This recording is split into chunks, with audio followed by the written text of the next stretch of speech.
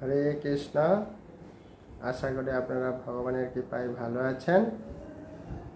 আজকের বিষয় হবে যে আমরা প্রত্যেকেই ভক্তি জীবনে সংকল্প করি বা দৃঢ় নিষ্ঠা সহকারে ভজন করতে চাই। সে যে কোনো একাদশী ব্রত হোক, ভগবানের নাম হোক, ভাগবত কথা শ্রবণ হোক, মঙ্গল আরতি হোক, ভক্ত সঙ্গ হোক বা বৈষ্ণব নিন্দা থেকে মুক্ত হওয়া, এরকম বিভিন্ন কিছু ভক্তি যেসব অঙ্গ আমরা চাই কি যে আজ থেকে দৃঢ় প্রতিজ্ঞা করলাম যে আমি এগুলো পালন করার চেষ্টা করব। কিন্তু কি হয় 2 দিন 3 দিন বা 2 ঘন্টা 3 ঘন্টার পরে আবার আমরা সেই আগের মতো ওই মঙ্গলাতে উঠতে ইচ্ছা করে না, ভাগবত ক্লাসে যেতে ইচ্ছা করে না, জপ করতে ইচ্ছা করে না, গ্রন্থ পড়তে ইচ্ছা করে না, ভক্ত সঙ্গ করতে ইচ্ছা করে না, হয় না? আবার যখন ক্লাস কোনো শুনি আবার মনে হয় না এখনই আমাকে আজ থেকে আমি দৃঢ় সংকল্প করছি সুন্দরভাবে ভজনা করব। কিন্তু কি হয় আবার আগের মতোই পুনরায় হয়ে যায়, কোনো পরিবর্তন হয় না। তো এর কারণ কি? তো এরকম আমারও মনে প্রশ্ন ছিল এবং বিভিন্ন ভক্তদেরও এরকম প্রশ্ন আসে।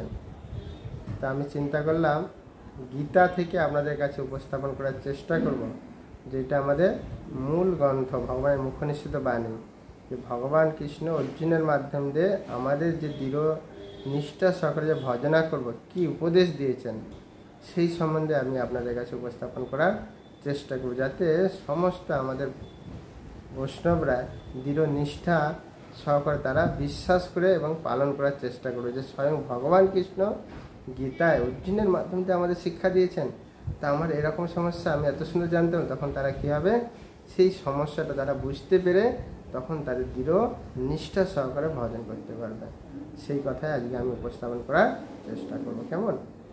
নময়ং বিষ্ণুপাদায় কৃষ্ণ পেষ্টায় ভূতলে শ্রীমতে জয় পতাকা স্বামিনীতি নামিনে নম আচার্য পাদায় নিতায় কৃপা প্রদায়নে গৌর কথা ধামোদয় নগর গ্রাম তারিণে। যেমন এখন চাতুর্মাস আসছে না, আমরা সবাই ভাবি কি যে এই 4 মাস সাধুদের ভজনের জন্য খুব ভালো। আমরা জানি সবাই মঙ্গলারতি করব, অনেক সংখ্যা জপ করব, 16 মালারও বেশি, গ্রন্থ অধ্যয়ন করব, কোনো নিন্দা করব না। কিন্তু কি হয় 1-2 দিন পরে আবার যেতেছে। কেন হয়? সেটা ভগবান কৃষ্ণচন্দ্র গীতার 7ম অধ্যায়ে 28 নম্বর শ্লোকে খুব সুন্দরভাবে বর্ণনা করেছে। দেখুন কি বলছেন। যে সাংতন্ত গত পাপং জনানাং পুণ্য কর্মনাম তে দ্বন্দ্ব মোহনী মুক্তা ভজন্তে মাং দৃঢ়বতা। দেখুন গীতা দেখতে পেয়েছেন তো? এই গীতায় কি বলছে দেখুন, যে সমস্ত পুণ্যবান ব্যক্তির পাপ সম্পূর্ণরূপে দূরীভূত হয়েছে এবং যারা দ্বন্দ্ব মোহ থেকে মুক্ত হয়েছেন তারাই দৃঢ় নিষ্ঠার সঙ্গে আমার ভজনা করেন। এখন আমাদের চিন্তা করতে হবে নিজেকেই যে আমরা দৃঢ় নিষ্ঠার সঙ্গে ভজনা কেন করতে পারছি না? আমরা কোনো সাধু গুরু বৈষ্ণবের কৃপায় তা আমরা স্বীকৃতি পেয়েছি বা পুণ্য লাভ করেছি।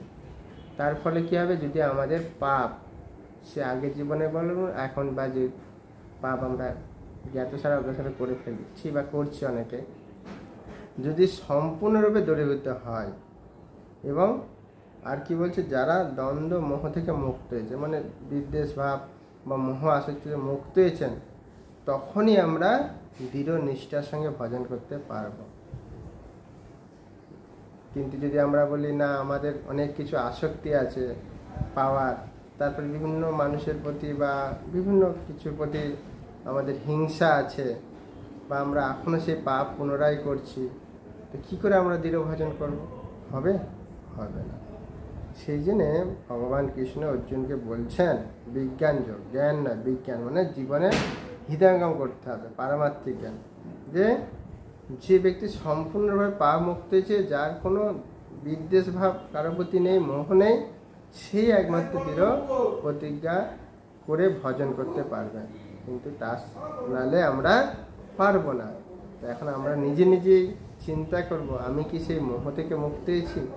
আমার কি এখনো সেই বিদ্বেষ ভাব আছে, হিংসা কারোর প্রতি, বা আমি সম্পূর্ণ পাপ থেকে মুক্ত হয়েছি, তা আমি কী করে দৃঢ় ভজন করবো?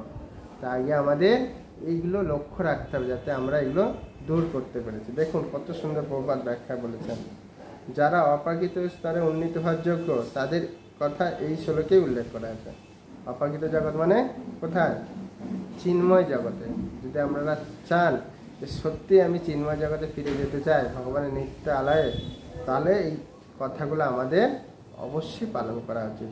কিন্তু বলছেন যারা পাপী, নাস্তিক, মূঢ়, প্রপঞ্চক এবং তাদের পক্ষে ইচ্ছা বা দেশের দ্বন্দ্ব থেকে মুক্ত অত্যন্ত দুষ্কর। তো যারা পাপী ব্যক্তি, নাস্তিক, কি হয়? তারা এই ইচ্ছা দেশ থেকে কখনো মুক্ত হতে পারবে না। হবে? আপনারা এগুলো হবে? যেমন হিরণ্যকশিপু হিংসা করতো, ভগবানকে মানত না, কংস মানত না। তো তাদের মধ্যে হিংসা আছে, দেশ আছে, বা অনেক তারা পাপ করছে, ব্রাহ্মণদেরকে কত শাস্তি দিচ্ছে, তখন তারা কি এগুলো থেকে মুক্ত হতে পারবে? পারবে না। সেই জন্য তাদের পক্ষে বলছে দুষ্কর। কিন্তু যারা ধর্মীয় বিধি বিধান পালন করে জীবনকে অতিবাহিত করেছেন এবং যারা পুণ্য কর্ম করে নিষ্পাপ হয়েছেন তারাই ভগবানের শরণ হতে পারবেন। তা আপনারা কোনো কারণবশত স্বীকৃতির ফলে হোক, পুণ্য কিছু করার ফলে ভগবত ভক্তি করছেন, এটা আপনাদের পক্ষে সম্ভব, গীতাতে বলছেন। সেই জন্য আপনাদের যে মনের সংশয় আমি চেষ্টা করলাম গীতার মাধ্যমে আপনাদের উপস্থাপন করতে। আপনারা একমাত্র পারবেন এই দ্বন্দ্ব মোহ থেকে মুক্ত হয়ে পাপ থেকে ভগবানের প্রতি দৃঢ় ভজনা করতে। কিন্তু যারা নাস্তিক, পাপী, মূঢ় তারা কিন্তু পারবে না, এখানে সেটাই বলেছেন। তখন তারা পরম পুরুষোত্তম ভগবানের ধ্যানে ধীরে ধীরে সমাধিস্থ হতে পারেন। এটি হচ্ছে আধ্যাত্মিক স্তরে উন্নীত হওয়ার পন্থা।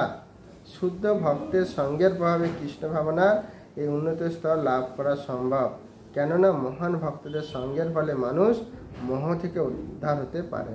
আরেকটা কি বলছেন? যে আমাদের শুদ্ধ বৈষ্ণবদের সঙ্গে থাকতে হবে। কেন? তারা এইসব দ্বন্দ্ব, মোহ, পাপ থেকে উত্তীর্ণ হয়েছে। যখন আমরা তাদের সাথে মেলামেশা করব তখনই আমাদের এইগুলো দূরীভূত করতে পারবো। এখন আপনারা বলবেন প্রভু আমরা শুদ্ধ ভক্ত পাই না, আমরা অনেক কি বলবো জঘন্য জায়গায়, বা সেখানে ভক্ত নেই, কী করবো? তখন আপনারা এই গ্রন্থ গীতা, ভাগবত, যেসব আচার্যরা, প্রভুপাদ, আমাদের গোস্বামী লিখে গেছেন সেসব গ্রন্থ পড়বেন।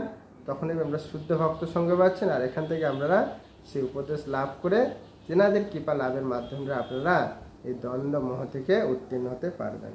শ্রীমদ্ ভাগবতমে পঞ্চম স্কন্ধে পঞ্চম 2 নম্বর শ্লোকেও বলা হয়েছে যদি কেউ জড়জগতের বন্ধন থেকে মুক্ত হতে চায় তাকে অবশ্যই ভগবত ভক্তের সেবা করতে হবে। মহৎ সেবা দ্বারো মাহ বিমুক্ত। এবং কি বলছে? ভগবত ভক্তদের সেবা করতে হবে। দেখুন আমরা কৃষ্ণকে খুশি নাও করতে পারি। আপনারা অনেক সুন্দর সুন্দর লীলা জেনেছেন, শুনেওছেন, কাঞ্চিপুরমের কাহিনী। তো তিনি ভগবানের সেবা করতেন কিন্তু ভক্তের সেবা করেন। তখন তার কি বললেন যে তুমি যাও ভক্তের সেবা করো, তাতে আমি বেশি খুশি হব। তখন সে কী হলো? ভগবানের সেবা বাদ দিয়ে ভক্তের সেবা করলেন। সেই জন্য ভক্তের যখন সেবা করবেন ভগবান খুশি হবে, ভক্ত খুশি হবে, তখন আপনি ভগবানকে লাভ হতে পারবেন। কিন্তু নিশ্চিত নয়। কিন্তু বিষয় লোকদের সঙ্গের প্রভাবে মানুষ জড় অস্তিত্বের অন্ধতম প্রদেশের দিকে ধাবিত হয়। তমদার যোশিতং সঙ্গী সঙ্গম। ভগবানের অনুগত মহাভাগবতেরা জড়জগতের বন্ধনে আবদ্ধ মহাচ্ছন্ন মানুষের উদ্ধার করার জন্য এই পৃথিবী পর্যটন করেন। যারা মহৎ ব্যক্তি, তারা মহাভাগবত, তারা কী করে জগতে আসে? তারা কিন্তু মুক্ত পুরুষ। কাদের জন্য আসেন? এই আমাদের মতো যারা দ্বন্দ্ব মোহর মধ্যে আসক্তি আছে, পাপ করছে, তাদের উদ্ধার করার জন্য তিনি আসেন। তাই ভগবানের নিত্য দাস রূপে তাদের স্বরূপ ভুলে যাওয়াই হচ্ছে ভগবানের আইন লঙ্ঘন করা। জীব যতক্ষণ পর্যন্ত তার স্বরূপে অধিষ্ঠিত না হচ্ছে ততক্ষণ সে পরমেশ্বর ভগবানকে জানতে পারেন না। অতএব দৃঢ় সংকল্পের সঙ্গে দিব্য ভগবত সেবায় নিয়োজিত হতে তারা পারে না।